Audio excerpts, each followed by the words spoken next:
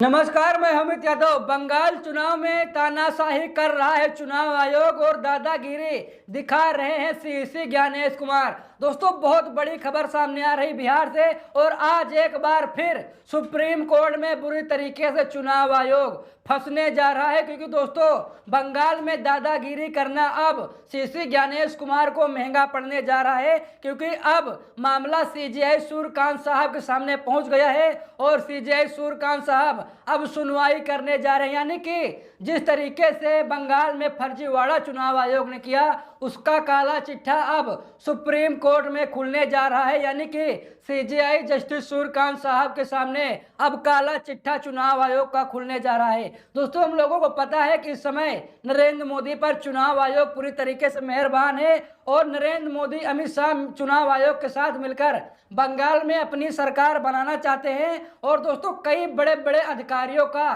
चुनाव आयोग तबादला भी कर रहा है। यानी कि जो हम लोगों को शक था वो शक और भी गहराता चला जा रहा है। यानी कि ममता बनर्जी को हराने के लिए नरेंद्र मोदी और अमित शाह जिस तरीके से जांच एजेंसियों का और जिस तरीके से जो चुनाव आयोग है इसका प्रयोग कर रहे हैं, और दोस्तों आज इसी बात को लेकर के ममता बनर्जी सरकार सुप्रीम कोर्ट पहुंची और सीजेआई जस्टिस सूर्यकांत साहब के सामने कई ऐसे सबूत दिखा दिए हैं ज्ञानेश कुमार के खिलाफ कि ज्ञानेश कुमार पूरी तरीके से अब सुप्रीम कोर्ट में फंसते हुए नजर आ रहे हैं। दोस्तों, हम लोगों को पता होगा कि मतदाता सूची को चुनाव आयोग ने फ्रीज कर दिया है और इसी मामले को लेकर के ममता बनर्जी सुप्रीम कोर्ट पहुंची, सीजेआई जस्टिस सूर्यकांत साहब के सामने पहुंची और सीजेआई साहब ने कहा कि हम इस पर सुनवाई करेंगे। दोस्तों, यहाँ पर देखिए खबर में साफ साफ लिखा है कि ये तो संवैधानिक हक है।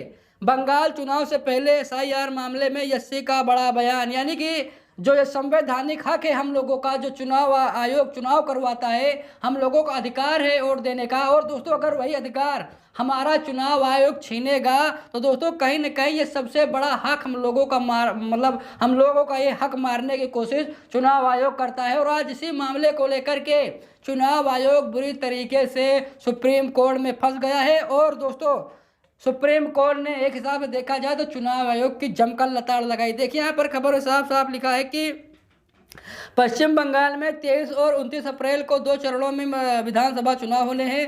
सभी सीटों के लिए मतगणना 4 मई को होगी। इससे पहले सुप्रीम कोर्ट ने एसआईआर के मुद्दे पर अहम टिप्पणियां की है। लिखा है यहाँ पर खबर में साफ साफ कि पश्चिम बंगाल में आगामी विधानसभा चुनाव से पहले चुनाव आयोग के विशेष गहन पुनरीक्षण यानी एसआईआर का मामला गरमाया हुआ है।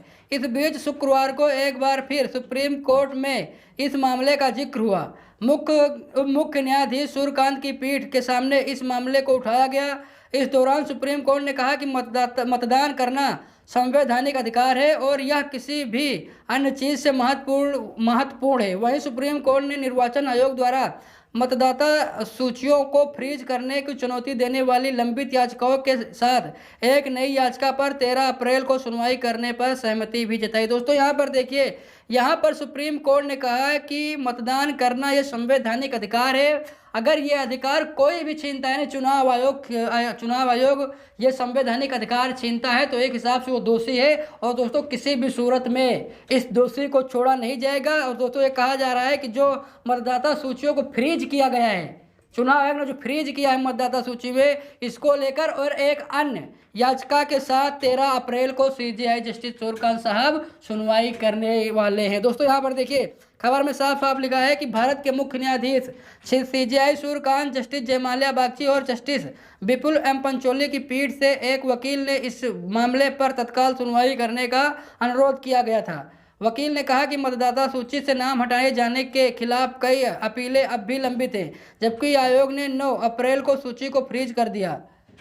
इस पर सीजेआई ने कहा हम 13 अप्रैल को इस याचिका पर विचार करेंगे। दोस्तों ये कहा जा रहा है कि जो चुनाव आयोग है उसने सूची को, जो मतदाता सूची है उसे फ्रीज कर दिया है। दोस्तों मतदाता सूची फ्रीज करना क्या होता है शायद आप लोगों को नहीं पता होगा, तो मैं आप लोग बता दूं। जैसे अगर किसी का नाम वोटर लिस्ट में नहीं आया है तो उसका वोटर लिस्ट में विधानसभा चुनाव के दरमियान उसका नाम शामिल नहीं किया जाएगा। यानी आप जिसका नाम वोटर लिस्ट से एक बार कट गया है वो मतदान नहीं कर पाएगा जो चुनाव होने वाले हैं। यानी कि अगर मान लीजिए गलती से किसी भी मतदाता का नाम कट गया है और वो चाहे कि भाई हम मतदाता सूची में अपना नाम बढ़वा ले, तो अब वो मतदाता सूची में अपना नाम नहीं बढ़वा सकता। जब अगली बार चुनाव होगा तभी वो बढ़वा पाएगा, नहीं तो नहीं बढ़ा पाएगा। इसीलिए चुनाव आयोग ने सूची को फ्रीज कर दिया है और इसी बात को लेकर के सीजेआई सूर्यकांत साहब सुनवाई करेंगे। दोस्तों यहाँ पर देखिए खबर में साफ साफ लिखा है कि मतदाता सूची हुई फ्रीज। लिखा है कि बता दें कि निर्वाचन आयोग ने उन विधानसभा सीटों के लिए मतदाता सूची को फ्रीज कर 9 अप्रैल को अंतिम रूप दे दिया है जिन पर पहले चरण में मतदान होने हैं। मतदाता सूची को फ्रीज करने का मतलब है कि जिन लोगों के नाम हटाए गए हैं उन्हें इस विधानसभा चुनाव के लिए मतदाता सूची में दोबारा शामिल नहीं किया जा सकता। दोस्तों यहाँ पर यह कहा जा रहा है जो मतदाता सूची फ्रीज हुई है उसके कहने का मतलब यही है कि अगर किसी का नाम हट गया है तो ये मान कर चलिए कि वो इस विधानसभा चुनाव में दोबारा उस सूची में शामिल नहीं हो पाएगा, यानी जो मतदाता सूची है विधानसभा वाली उसमें वो शामिल नहीं हो पाएगा। एक हिसाब से देखा जाए दोस्तों तो बहुत बड़ा यहाँ पर चुनाव आयोग घपला करने की कोशिश कर रहा है, यानी कि पूरी तरीके से तानाशाही चुनाव आयोग कर रहा है। एक हिसाब से देखा जाए तो जो संवैधानिक हक है हम लोगों का उससे चुनाव आयोग छेड़ रहा। दोस्तों हम लोगों को पता है कि भाई SIR भरते समय मान लीजिए थोड़ी बहुत गलती लोगों से हो जाती है, तो इसका मतलब ये थोड़ी है कि दोबारा नाम ऐड ना किया जाए। दोबारा ऐसा थोड़ी हो सकता है कि भाई मतदाता सूची में किसी का नाम ना जोड़ा जाए, ऐसा बिल्कुल भी नहीं हो सकता। लेकिन चुनाव आयोग मनमानी कर रहा है और तानाशाही कर रहा है। इसी को लेकर के ममता बनर्जी सरकार ने सुप्रीम कोर्ट का दरवाज़ा खटखटाया और सीजेआई जस्टिस सूर्यकांत साहब ने कहा कि देखिए हम इस मामले की सुनवाई करेंगे।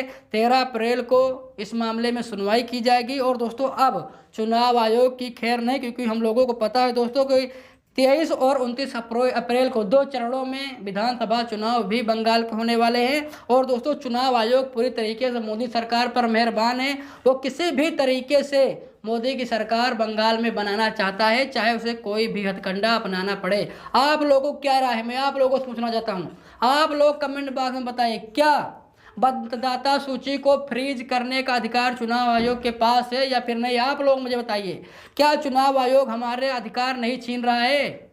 आप लोग मुझे बताइए भाई मतदाता सूची में मान लीजिए गलती से कुछ गड़बड़ी हो गई है तो हमें उसमें एक हिसाब से देखा जाए तो हम उसे सुधार सकते हैं, सुधारने के लिए मौका दिया जाता है। और उसके बाद फिर चुनाव आयोग कहता है भाई हम मतदाता सूची को फ्रीज कर रहे हैं। ऐसा अधिकार किसने दे दिया है चुनाव आयोग को, ये भी सबसे बड़ा सवाल है। लेकिन अब मामला सुप्रीम कोर्ट चला गया है, सीजेआई जस्टिस सूर्यकांत साहब के सामने चला गया है। अब ये मानकर चलिए कि अब चुनाव आयोग की मनमानी तानाशाही नहीं चलने वाली है। अब चुनाव आयोग बैक फुट पर आएगा और उसे हो सकता है कि सुप्रीम कोर्ट के सामने झुकना भी पड़े। आप लोगों को क्या राय है कमेंट करके जरूर बताइएगा। वीडियो को लाइक शेयर कीजिएगा। मिलते हैं दूसरी वीडियो में, तब तक के लिए बहुत बहुत धन्यवाद।